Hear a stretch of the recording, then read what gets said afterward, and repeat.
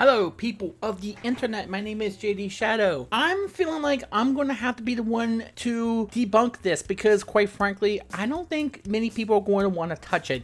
And before I go any further with this, I want to reiterate something in that I was around during this situation that happened in 2014, and there was a lot of different ideas about what things were and how things happened and how things became the way they were, to the point where no one kind of understands what exactly was going on at that point in time. And there's a lot of stories that went along, a lot of good things that happened, of course, and a lot of very bad things. So I wanted to be extremely clear that first things first, I do not condone any kind of vitriol or acts of violence or threats against any other person, whether it be death threats or any other kind of threats. I'm not sure if there's any other kind of threats. There might be, maybe threats of violence, but anybody who's throwing out vitriolic, hateful messages and stuff like that, or engaging in anything like that, no one should be condoning that. I don't condone it. No one else on the channel condones it. And I really hope my audience doesn't condone it. I know my audience, at least I think I do, and my audience would not do such things and would not commit to such things. And if they would commit to such things, I wouldn't want them here. That is something that I believe a lot of people who comment about stuff on YouTube would agree with, that they wouldn't want anybody who engages in that kind of behavior to be a part of that channel. Whether it be from a leftist, from a righty, or anybody in between, a centrist, it doesn't matter. But at the same time, that does not excuse a person from putting everybody into a box and making a blanket statement and to smear anybody when they see that they're being called out by somebody for acts of recklessness and misbehavior or anything of the sort. That does not excuse them. That does not make them immune from any sort of criticism. And they should not be allowed or get away with labeling people and smearing them because they do not agree with the thing they said, or a way someone framed a certain argument, or how they committed in a business model. And this is why I want to talk about this today, because I feel as though no one else is going to touch upon this, and no one's going to bring up this video that came up a couple of days ago. I feel like I do have to bring it up. Now, the one thing I will warn people is that in order to bring this up, I do have to say the name of a certain thing that happened in 2014. I know just saying the word is going to get people triggered into having a whole lot of bad memories in their head. I don't mean to do that. I try to avoid saying the name of this because I know the reaction people are going to have when I do say that. However, I do believe that in order to have you grasp the full nature of what was going on and how this video completely missed the whole point and misrepresents what all was going on and the good and the bad that went on, you really have to get the full scope of the feelings and the attitudes that were going on at that point in time. So forgive me for having to say the name of this, because on June 11th, NowThis, which is a Democratic blogging site, and I do believe they do have a lot of stuff on their Facebook page, and this might have appeared on their Facebook page, this came out seemingly in a vacuum. They really, I don't think, as far as I'm aware, have any recent reason to even talk about this, except they want to do like an expose of all the different kinds of dark side of the internet, which is what this basically is, called Bad Influence, I guess, as a series or something like that they wanted to talk about. However, could have brought in better interviewees than what they did. And the title of this, and I can't believe I have to say this, Gamergate, the sexist alt-right side of fandom. Yes, something that might have came out well before 2014 is amplified by something that happened only in 2014. Now, to be quite honest, the name I just expressed, not alt-right, the other thing, was the name of a hashtag. It wasn't the name of a group. There was no official group that was called that. It was a hashtag that people used in order to specify that they were talking about that particular topic. There was really no test, no really any gate you had to pass through in order to use the hashtag. It was just something people used. Did not mean you were for or against it. Doesn't mean you knew anything about what was going on. Didn't mean anything other than you typing a hashtag and then the word. That was all it was, and they then put it through the Twitter system, and then people who were searching for the hashtag were able to see your tweet because you used the hashtag and your tweet got recognized there. That was all it was. But to some people, it was easier to say it was a group, either because they felt as they belonged in that certain group, something that they belonged to, to, or it was easier in order to shut down conversation by saying that this was an entire group that was focused mainly on one particular thing. And I'm not quite sure why NowThis decided to do this particular video at this point in time. It's 7 years since this all went down, and whether or not gaming blogospheres have improved in what was really the focal point of what many sane gamers were concerned about, which was the act of the lack of transparency, the lack of ethics, the lack of rules in order to protect against nepotism, because that's a really real thing that people were really concerned about. That would be the same with a political organization getting funding from a mainstream media outlet and then never telling you, but then pushing their ideology around. This was a very big situation because they've heard about these sort of thing before, and it just became tiresome, especially when it was found out you weren't allowed to talk about it. As soon as someone talked about it on the gaming forum, all of a sudden threads, comments, even entire comment sections, entire threads got locked, deleted, because for some odd reason we were never allowed to talk about it. It was a breeding ground for what became a smear campaign. If you criticized certain people right at that point in the gaming industry, you were labeled a sexist, a homophobic, you were labeled whatever, not because you really were, but because you dared to challenge this person, dared to challenge So Quinn on what she was doing, which was she was not only committing a nepotism with Nathan Grayson, because Nathan Grayson put out a paragraph-length statement about her game Depression Quest when he was friends with her and never said anything to the effect of her being friends with her. You're supposed to do that in journalism. I'm not quite sure why the FTC does not expand that rule from just YouTubers to YouTubers and to print media outlets. When somebody takes a sponsorship deal or covers a game from a friend or a product from a friend,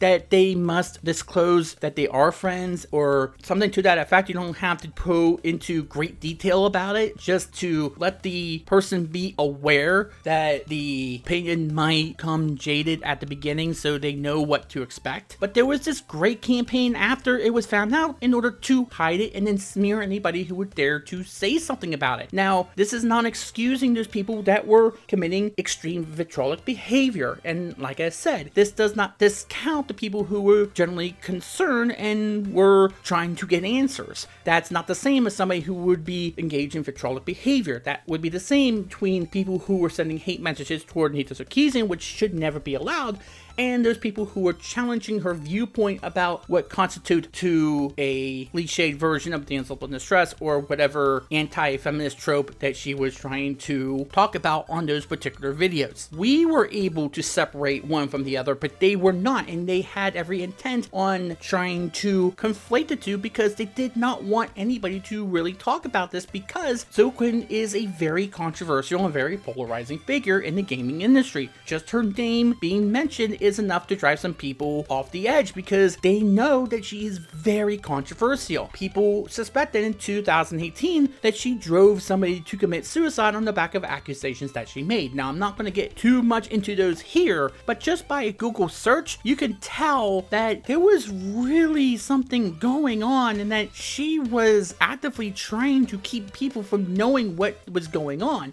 to the point where she was DMCAing videos that had anything to do with what she was doing. And remember, DMCA, YouTube cannot investigate those things. They have to go by what the copyright holder is saying, even though there's something called fair use that you can use. Maybe freedom of the press might be more akin to this, but we don't have that protection on YouTube right now, and I wish we did. That would make things a lot easier to talk about. But let's get into this NowThis video, in which the majority of the interview time is taken by Brianna Wu, who had recently tried to run for Congress, and I'm not sure who she failed against, who she lost to. However, it did say that she was going to continue to try in order to get the message out there or something like that. But she takes the majority of the interview time. And even some people who were not on the side of those people who were trying to go for transparency, who were advocating for transparency, those people who were against that were still not liking Brianna Wu because there was a lot of controversy and some weird things that were going on her her side of the ledger. There was the Twitter handle Death to Brianna, which was featured in this video. I'm trying to remember what exactly the controversy was behind that particular Twitter handle. She was blaming those people who were for transparency for what was going on there, or at the very least those people who were feigning that they were on the side of transparency and for a reform of gaming media and media like it, and then turning around and then harassing everybody, turning around and then acting as though they were above the system, they were above everybody else, and they could do whatever they wanted to. Now, I don't believe in canceling anybody. However, that's exactly what everybody seemed to do to her. But she got a lot of interview time on this, and I don't know why they didn't go to anybody else. I don't know why NowThis decided that they had to be completely 100% against a degree of transparency and a degree of responsibility when it comes to covering things like geek culture. And yes, I use that terminology instead of the hashtag terminology that was used because there's really no real way you can dance around that. There's really no way you can dance around somebody saying people who were for transparency in gaming media, because you know clear as day what that means. Because the people who were for the hashtag, who were for the movement, and actually used it for what it was supposed to be used for in my eyes, which was to call for a degree of reform, a degree of responsibility, some kind of change to the gaming media in which something like this, something like widespread nepotism was not going to happen on the watches of those people who ran things like Kotaku and Polygon, which is a very real thing that I do think everybody who was not on the side of the harassment and the vitriol would be for. We said, hey, this is a good thing to go for, but why are you using the hashtag? Maybe because they didn't really know how else to really express their viewpoints. There was no real other place to go in order to express their viewpoints, because as soon as this all came to a head, video game outlets, gaming journalism outlets, and even some developers and publishers were starting to come out against this, and not just against the vitriol and the hate, which they should be doing, but also against the discussion of transparency and the idea of responsibility in gaming media. That was a real problem. That was something that was not just made up in the span of all of this. That was something that even if the hashtag were to die, that was still going to be a real problem that people should have the right to discuss. And what had transpired is that there's people who were joining this movement and joining this whole idea of transparency and responsibility in gaming media. What they were not aware of, and something that I was thinking was actually going on, is that the media has done this before. Mainstream media outlets know exactly how to deflect from charges against their own outlets or against their own reporting. And you can see that lately of what's going on with Jimmy Dore and the Young Turks. And I agree with Jimmy Dore 100% in that the Young Turks are smearing, they are lying about Aaron Mate and his reporting about what's going on in Syria. But I'm not completely knowledgeable about what's going on. I'm just trying to say that that's a very real thing that's going on. And the same thing had happened in these gaming outlets and these gaming media outlets. They were beginning to smear everybody because of the few people who were acting like idiots. And that was unfair. That was not right. Yes, they should shame those people who were sending death threats to whoever it was that was getting them. But they should not be using that as a blanket statement in order to quench any form of discussion on that very real and very serious and very hot button topic about transparency and nepotism in that industry. But that's what they do. That's how they operate. And the people who were joining this hashtag were acting as though they were going to accept anybody who had said that they were for them. That's why they fell for people like Breitbart, like Milo Yiannopoulos. That's why they fell for that. Not because, hey, we agree with you. It's because, hey, we want to find somebody who is on our side. Because the majority of the mainstream media was not on our side when we said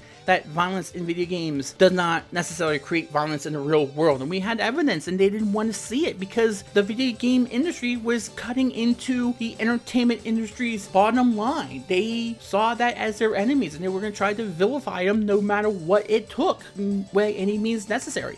even it means smearing them and completely fabricating every single last little thing they said about them. But now the viewpoint has changed because the video game journalism industry is seeing that the YouTube scene is cutting into their bottom line. And the YouTube industry, YouTube video game blogosphere landscape is actually digging into that. So they're going to try to smear YouTubers. They're going to try to smear anybody who is a ordinary person who calls out the video game blogosphere, because they have a choice now. They have a choice of whether or not to continue to go on this corporate establishment video game media industry. They are now seeing that they're losing their audience. They're losing their people. They're losing the people who had once trusted them, and they don't know what to do about it. They are desperate to get that audience back. So instead of trying to compete with them and trying to get up to speed with what they're doing, which is to be more trustworthy, to be better equipped to know what the actual gamer would want to know about with these games,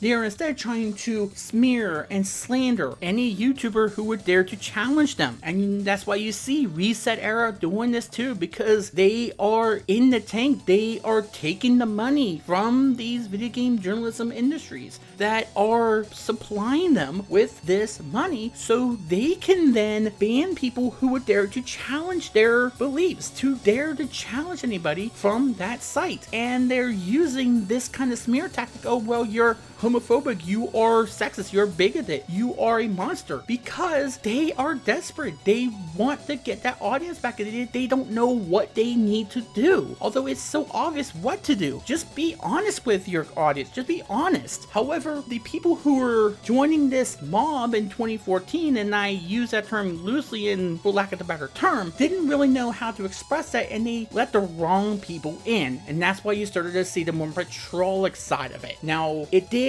intersect with fourth wave feminism, but in this sense, it was only a few people who also knew how to get their hands into the establishment. They became part of the establishment as well. That's why you saw them cozying up to each other. That's why you saw them suddenly being scared of Zoe Quinn, because they know what she has the power to do. She should not have the power to do what she is capable of doing, allegedly. So that is why you see them not really knowing what to do here. That's why Breitbart got involved, because they saw that as a breeding ground. They saw that as a recruitment tool, and that's why things got so confused. And that's what made it so easy for mainstream media to shut down the discussion about transparency, because they saw that as a convenient consequence. And they were very good at manipulating the unsuspecting public of what could have been going on and labeling everybody as this bigot that would dare to question the system, when in reality they were just part of the establishment. They were just part of the widespread establishment that the YouTube scene has been taking the gamer away from for years, and now they had a way to combat it. Now, again, to be fair, there was really no leader. There was really no actual organization that dealt with this sort of thing. There still is not, and I think there should be. So this became sort of what Occupy Wall Street was. Yes, it had good intentions, but it was marred by people who didn't know what they were doing, and was marred by people who did commit to some sort of vitriolic behavior. And because they didn't have a leader, like this didn't have a leader, the people who were opposed to it knew exactly how to combat that. They think, oh, since they don't have a leader, they can't pin a bad thing on any one person. Well, they could just apply it to everybody. They could just do blanket statements. It's not like they haven't played that game before. However, after 2015, this whole thing died out. It seemingly died out, but then people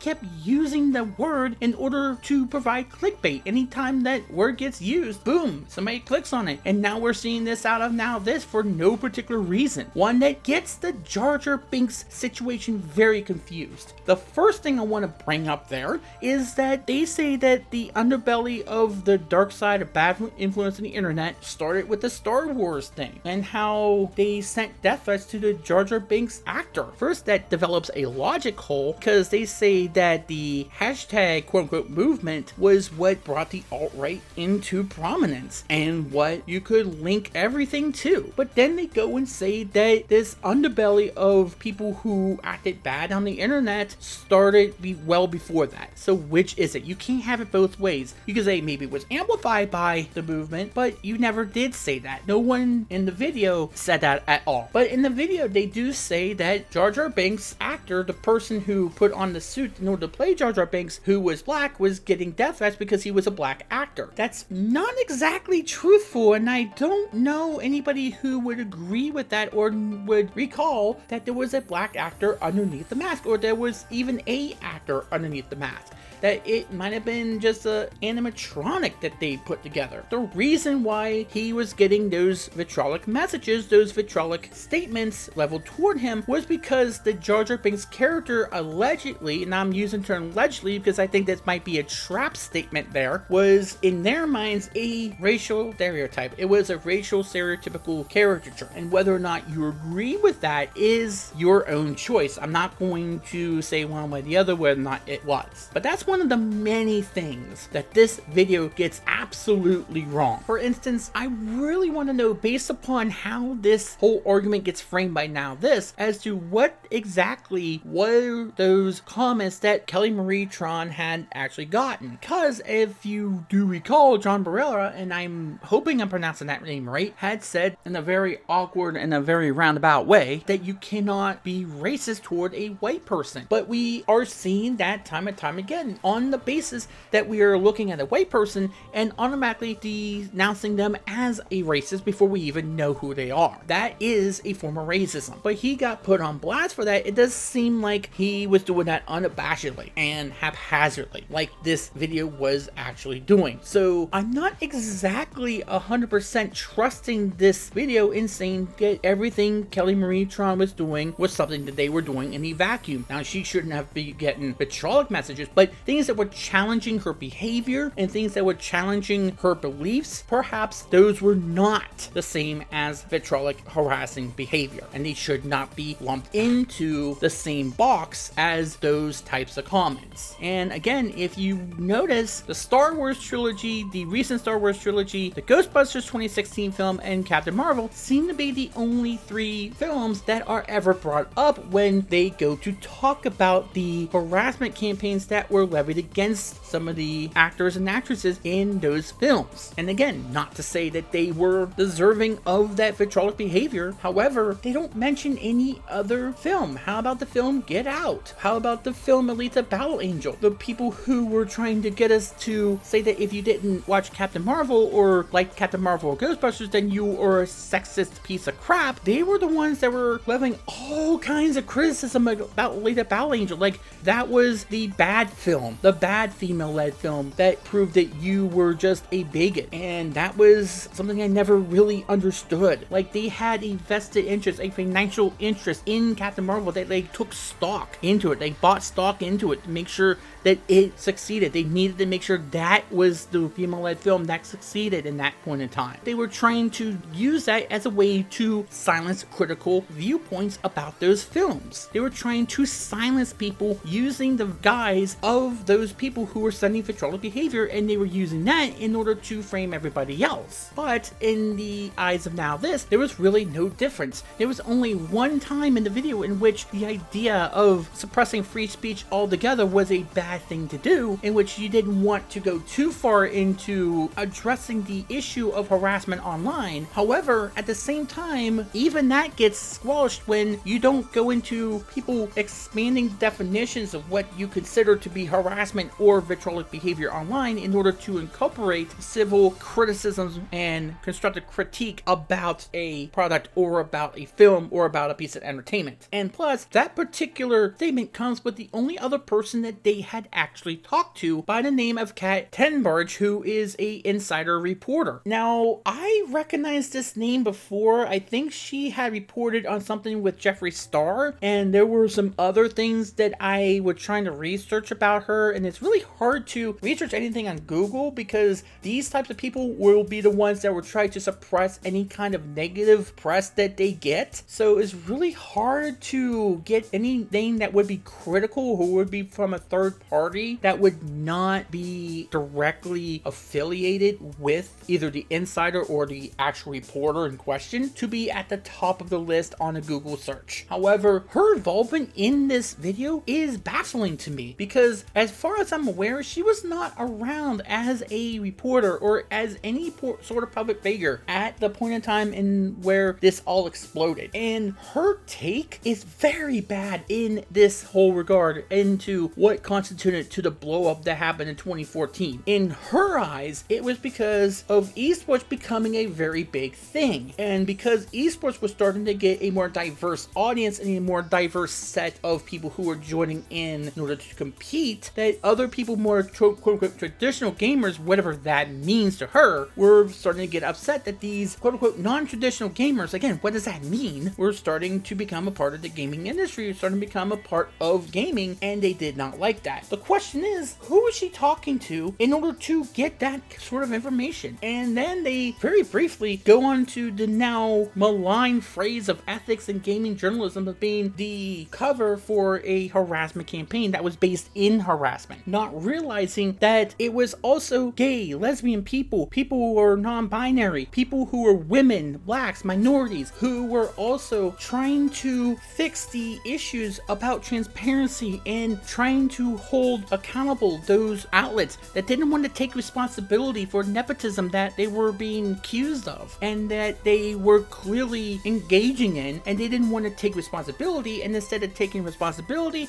they decided to smear everybody because there was some convenient people who were conveniently engaging in vitriolic behavior. One of those people is Jenny Barrage, who had fell off the scene recently, and I wish that she had not done this because she was one of the people who had an idea in order to counteract the establishment media. However, it got maligned by people who thought that it wasn't needed. Something called basegamer.com, which was very much a great idea in order to have an aggregation of media outlets, of actual media outlets who actually wanted to cover games, who actually wanted to talk about games, not constantly talk about establishment politics all the time. And yeah, it's okay if you have an opinion on those and would like to express it as an individual, but when you have an entire website who wants to talk about nothing but how politics affects you, and you have to take a certain position that akins to how your corporate superiors want you to think, then that's another story altogether. Then you're becoming the Young Turks, then you're becoming MSNBC, then you're becoming CNN or Fox News. That's all establishment mainstream media, and they're playing right into that. And it's also okay if you want to examine the role that politics has in video game storylines. It's okay to examine that. We would love to have an examination of that. But when you're taking an actual position and you're holding game companies to that position you have, and you're ruling and reviewing video games on the basis of your political beliefs, then that is not fair to the developers or to the people who make games when you're reviewing something based upon your political ideology. And someone might share your political ideology, but they may not want to put that into a game. Case in point, the recent situation with Scott Carlton. He is a well-known Christian and has been said to donate to Republican politicians. Yet, he created Five Nights at Freddy's, which is the most un-Christian thing I think anybody could ever make. Proof that your games don't always have to match up with your political beliefs and still be enjoyable, still be fun. And we don't always have to agree with one another on political affairs. But in this 10-minute video, you notice that the one thing that they didn't say anything about, which is a brand new thing that I don't think even those that were 100% against the discussion of transparency in the establishment media in video games, is where this all started in 2014. Even that, some people would still say is needed to talk about. Where was the discussion of the Zoe post? Where was the discussion of Aaron Gianni? Where was the discussion of Nathan Grayson? Where was the discussion about the Depression Quest and the Polaris Game Jam? Where was the discussion about any of that? About Leigh Alexander? About any of these people? Because Kat Tenbarge then says that the idea of quote-unquote both sides of the discussion needs to be taken with caution. But when you're not explaining the most basic fundamental aspects of what kicked off the explosion, or what made the powder keg and what eventually made it go off, when you're completely omitting that and pretending that that never happened, but you're still invoking So Quinn's name anyway, and especially when you're ignoring some of the many controversies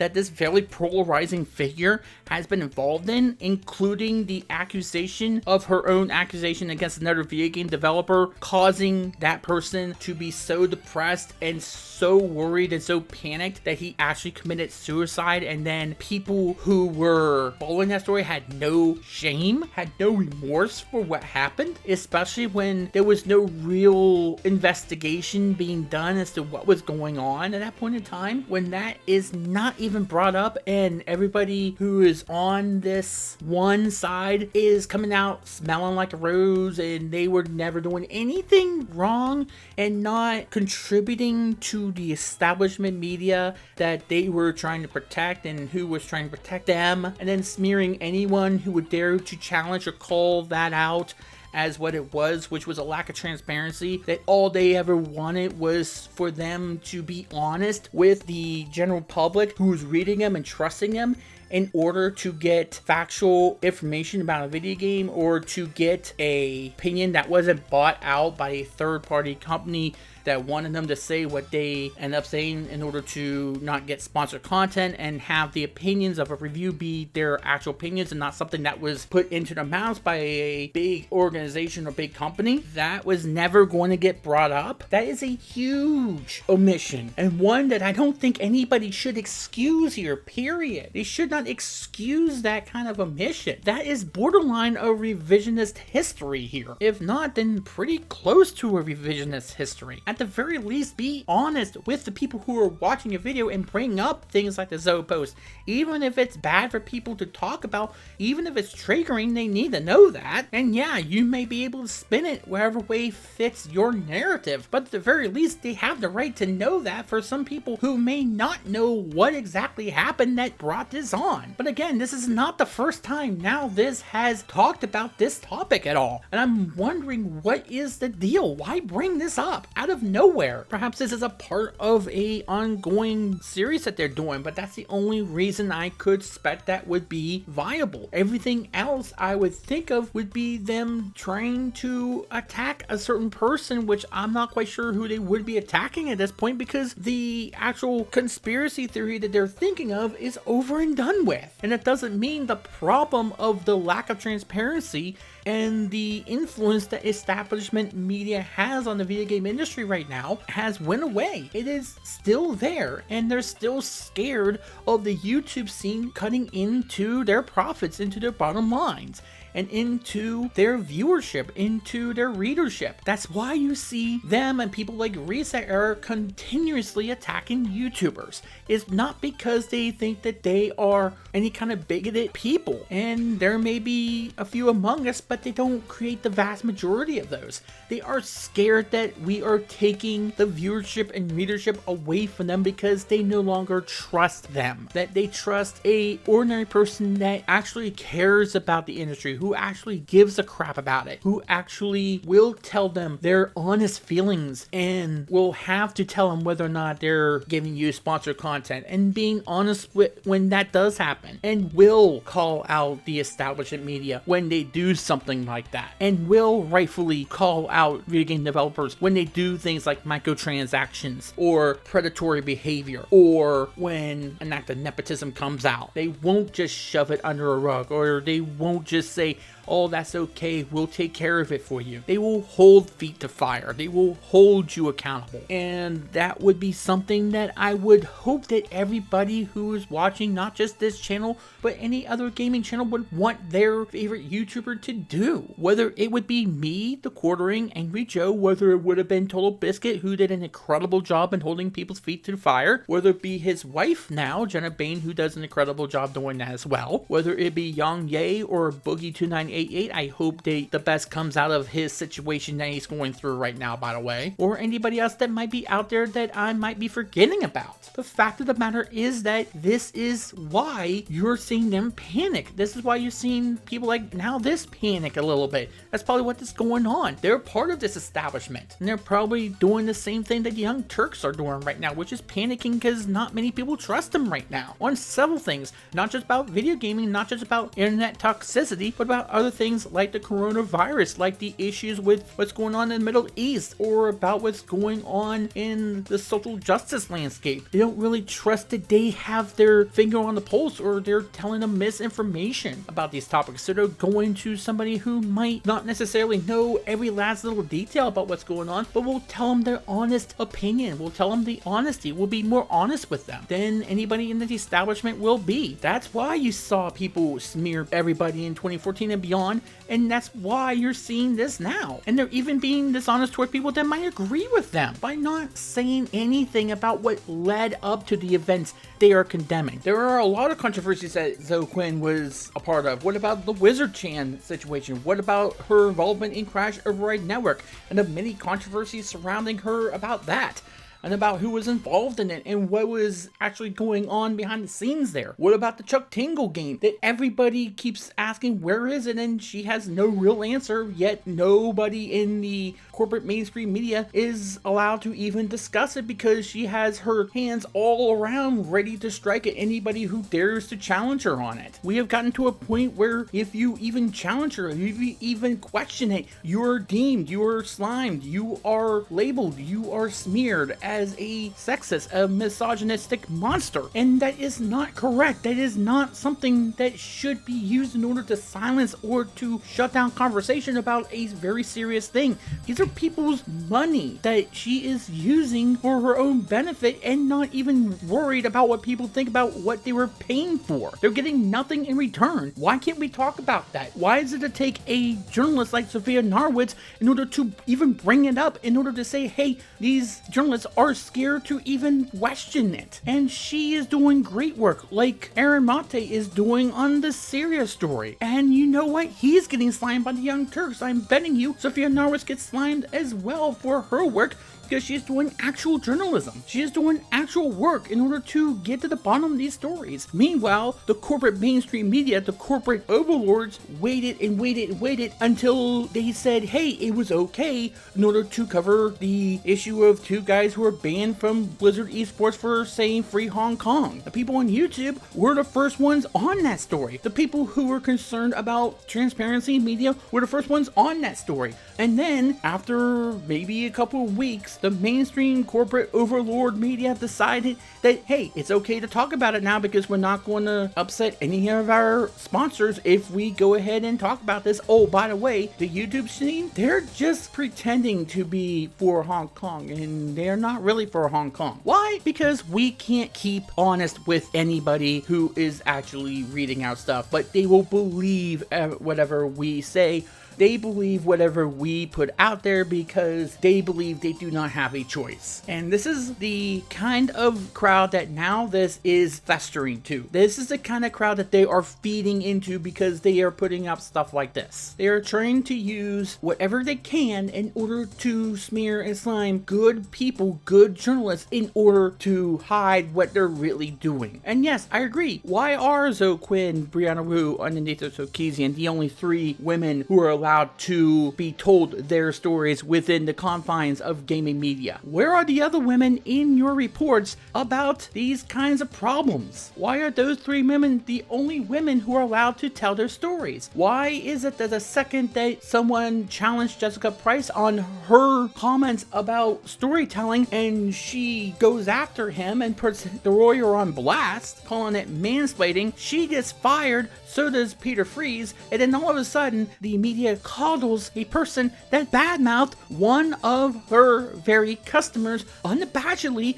and haphazardly. And Polygon went ahead and gave her all the time in the world to say whatever she wanted to do without any challenge whatsoever, because, hey, it's the lawyer, he's a YouTuber, he must be evil, he must be dealt with. He's cutting into our bottom line, so we need to slime him no matter what it takes. and by ignoring the very real notion that this stuff is going on to this day, and to pretend that the only people who were talking about it were these abhorrent monsters that were involved at that point in time, that were mixed in either by their own accord or because the media said it was a feeding ground and they self-fulfilled a prophecy. They thought that they were going to belong there, that by doing that they can get away with what they were called out for doing, which is to have a lack of transparency, have a lack of self-awareness, to have a lack of responsibility, and to continue to commit to nepotism, which they are continuing to do because they are allowed to get away with it because the FTC will not expand those rules. The real reality here is that the corporate media and the establishment is extremely scared of this newfound avenue that people can go to for real information that is not bogged down by sponsorship deals and is not bogged down by corporate overlords that are going to tell you, hey, don't cover it until we tell you it's okay,